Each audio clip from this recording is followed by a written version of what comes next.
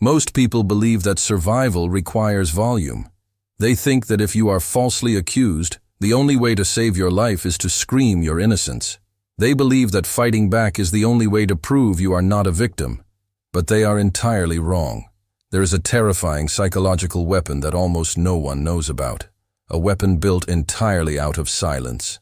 And by the time this video is over, you are going to learn one specific legal framework that will completely shatter a corrupt authority figure and flip the power dynamic so hard, they will be the ones begging for a lawyer.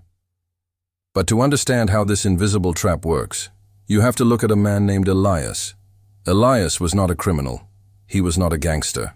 He was an archivist, a man who spent his life surrounded by old documents, dusty books, and absolute quiet. He lived in a neighborhood that the local police had decided was their personal playground. Detective Miller was the king of that playground. Miller was the kind of cop who did not care about the truth. He cared about the closure rate. He cared about power. And he decided that Elias was going to be his next easy win. A string of high-end corporate data thefts had hit the district. Miller needed a scapegoat. Elias was quiet. Elias lived alone. Elias had no family to make a noise. To Miller, Elias looked exactly like prey. But this is exactly where most predators sign their own death warrants. They confuse quiet with weak. They look at a still pond and forget that water can hide a leviathan. On a cold Tuesday evening, Miller and 3 uniformed officers kicked in the door of Elias.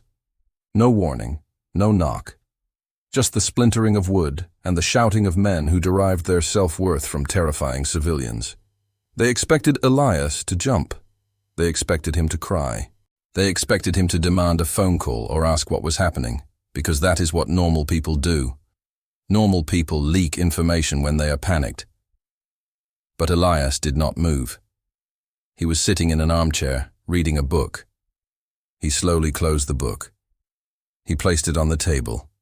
He stood up, and he held out his wrists.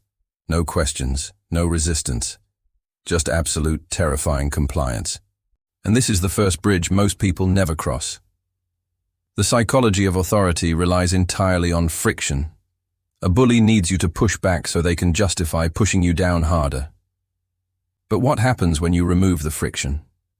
What happens when you give them exactly what they want, faster than they wanted it? It creates a vacuum, and human beings are terrified of vacuums. Miller slapped the cuffs on Elias. The metal clicked. Cold, tight, final. Miller smiled, but the smile did not reach his eyes. Something felt wrong. The house was too quiet. The breathing of Elias was too steady. When you arrest a guilty man, he calculates. When you arrest an innocent man, he panics. But Elias was doing neither. Elias was observing. Fast forward to the interrogation room. The belly of the beast. The room designed specifically to break the human spirit. The temperature is kept deliberately low. The chairs are bolted to the floor. The table is slightly angled to make the suspect feel physically diminished. Miller walked in holding a thick folder. It was entirely fake. Prop material designed to make Elias think they had a mountain of evidence. Miller slammed the folder on the table. A loud, sharp crack echoing in the small room. He leaned over, invading the physical space of Elias. He started the read technique. This is an interrogation method built on 3 phases. Isolation, maximization, minimization. First, they make you feel entirely alone. Then, they convince you that you are facing life in prison and the evidence is insurmountable. Finally, they offer you a lifeline, a fake sympathy play. They tell you that if you just confess, they will help you. But here is the secret the police never want you to know. The read technique only works if you participate. It requires your biological stress response. It requires you to try and correct their false statements. It requires your ego to say that you did not do that. Every time you deny a claim, you give the interrogator data. You give them a baseline of your vocal pitch. You give them your micro-expressions. You hand them the keys to your nervous system. But Elias gave them nothing. Miller yelled. Elias stared at the bridge of the nose of Miller. Miller whispered softly, playing the friend. Elias did not blink. Minutes turned into hours. The silence in the room began to rot. It became heavy, suffocating. Miller was pouring all his energy, all his psychological dominance, into the space between them, and it was hitting a brick wall. Elias was entirely motionless. He was not just quiet, he was tactically silent. There is a massive difference. Fearful silence is erratic. You look away, you fidget, you sweat. Tactical silence is an offensive weapon. You maintain soft eye contact. You slow your heart rate. You let the aggression of the other person burn out their own adrenaline. And this is where the power dynamic started to fracture. Miller was losing his mind. He was so used to breaking people that he did not know how to handle a man who was already entirely whole. The ego of Miller could not take the rejection, so he made a fatal mistake. He escalated. Miller slammed his hands on the table and screamed that he did not need a confession because he already searched the basement and found the stolen hard drives, telling Elias he was going away for 20 years. The echo of the shout faded. The buzzing of the fluorescent light seemed incredibly loud. And then, for the first time in 6 hours, Elias moved. He slowly leaned forward. The chains of the handcuffs clinked softly. He looked directly into the eyes of Miller. And his voice was not the voice of a victim. It was smooth, measured, and completely destructive. Elias said that Miller searched the basement. It was not a question. It was a confirmation. Miller sneered, thinking he finally got a bite, confirming he found the stash and it was over. Elias smiled, a microscopic, terrifying smile. Elias whispered that it was fascinating because under the Fourth Amendment of the United States Constitution, a warrantless search is per se unreasonable, pointing out Miller did not possess a warrant when he breached the door, did not articulate exigent circumstances, and more importantly, his house did not have a basement. The air left the room. Miller froze. Every muscle in his face went slack. The absolute horror of what he had just done began to dawn on him. But Elias was not finished. Elias was just getting started. Elias continued, his voice still that low, hypnotic hum. He explained he did not stay quiet because he was scared, but because under the Miranda doctrine, anything he said could be used against him. But the law did not say he could not use the words of Miller against Miller. For the last 6 hours, Elias allowed him to systematically dismantle his own career. Miller fabricated a confession. He lied about discovering evidence in a location that did not physically exist. He violated civil rights under color of law, which is a federal crime under Title 18, U.S. Code, Section 242. And he did it all on the recording system blinking behind the two-way mirror. Elias leaned back in his chair. The metal cuffs almost looked like jewelry now. He stated he was not an archivist, but a retired federal prosecutor who spent 20 years dismantling corrupt precincts just like this one. Boom. The trap snapped shut.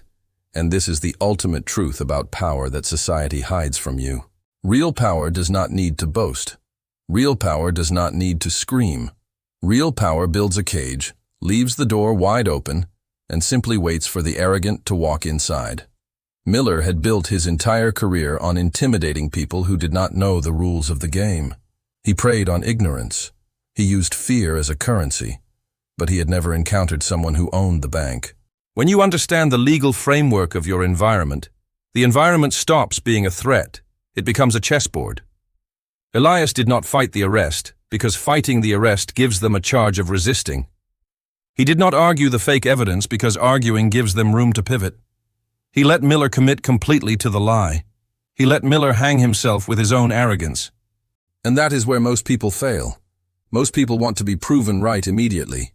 They want the instant gratification of correcting the record. But instant gratification is the enemy of absolute victory. If Elias had told them he was a lawyer at the door, they would have been careful. They would have played by the rules. They would have survived. By hiding his strength, Elias encouraged their weakness. He lured the corruption out into the broad daylight of a recorded interrogation room. The fallout was catastrophic. The entire precinct was audited. Dozens of past cases of Miller were reopened and overturned. Miller himself faced federal prosecution. Not because Elias threw a single punch, not because Elias raised his voice, But because Elias understood the terrifying gravity of tactical silence, silence is not empty. It is full of answers. It is a mirror that forces the other person to look at their own reflection. When a corrupt authority figure is met with absolute silence, they cannot project their dominance onto you. So they project their insecurities. They talk too much. They lie too much. They expose their methods. They show you exactly who they are. This phenomenon is not just isolated to police interrogations. It happens in corporate boardrooms. It happens in toxic relationships. It happens anywhere there is an imbalance of power. The person who controls the silence controls the room. Because human beings are biologically wired to fill dead air. We hate the awkwardness of nothingness. We will say anything to make the silence stop. And in that desperation to fill the void, the guilty always confess. They confess their motives. They confess their flaws. They confess their absolute lack of control. Elias understood this on a cellular level. He understood that the law is not just a shield, it is a scalpel. And if you keep your hands perfectly still, the enemy will inevitably run forward and impale themselves on the blade. Let us go deeper into the psychology of why Miller broke. It is called cognitive overload. Interrogators are trained to manage the flow of information. They expect a rhythm: question, denial, counter-evidence, panic, confession. It is a dance. And they have practiced the steps 1,000 times. But when Elias refused to dance, the brain of Miller short-circuited.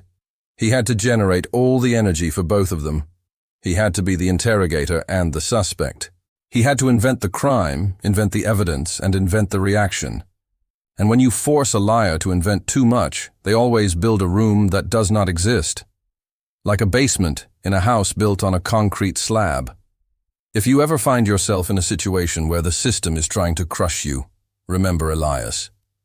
Remember that your greatest weapon is not your anger. It is your discipline.